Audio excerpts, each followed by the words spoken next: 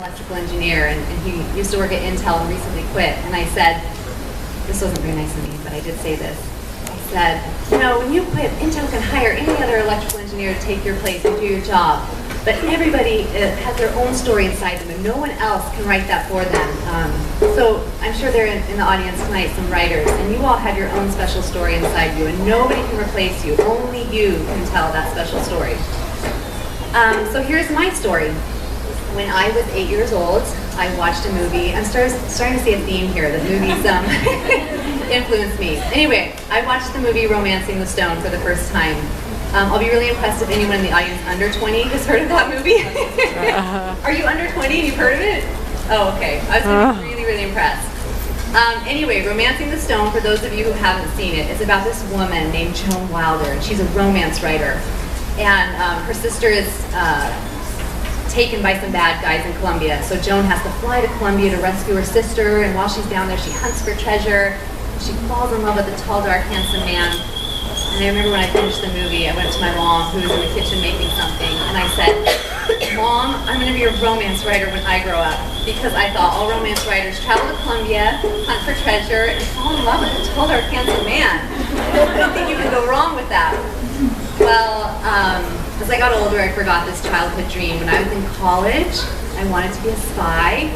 I applied to the CIA twice, but they never called.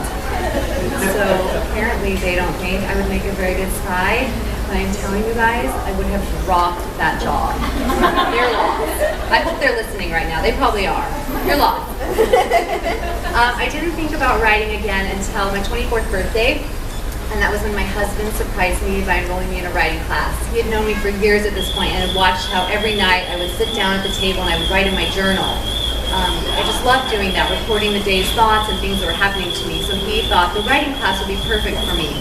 He enrolled me in it, and I remember being a little upset because I had specifically asked him to enroll me in a Japanese cooking class. But he did the writing class. And I was really intimidated to be in that writing class because everyone else in the class had degrees in English or literature. They'd been telling stories for years. I graduated college with a degree in community health. I hadn't been writing stories, and I didn't feel like I had a story to tell. And then one week in this writing class, our teacher gave us an assignment. He said, I want you to write a scene showing humiliation. And for whatever reason, I was immediately struck by the memory of something that happened to me when I was in high school. I was 16, I was a sophomore, and I think we were studying human reproduction. I can't remember. What I do remember is my teacher calling me up out of the class and saying, Becca, why don't you tell the class the characteristics you would want in a mate?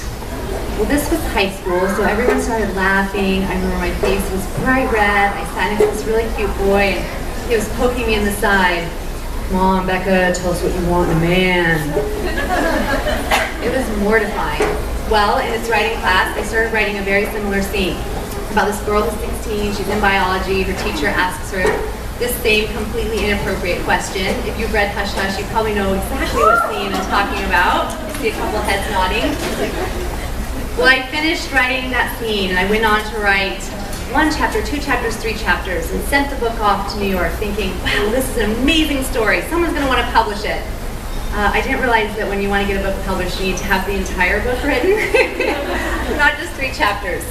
Well, I started getting rejection letters, and I continued to write more of the story, send it out, and receive rejections. And for 5 years, I wrote Hush Hush, sent it to New York, got a rejection, rewrote, sent it back out. And then finally, after 5 years of hard work and dedication, I got an agent, and she sold the book to Simon & Schuster. So I think if there's a moral to this story, it's that persistence pays off, and hard work and dedication. Don't give up.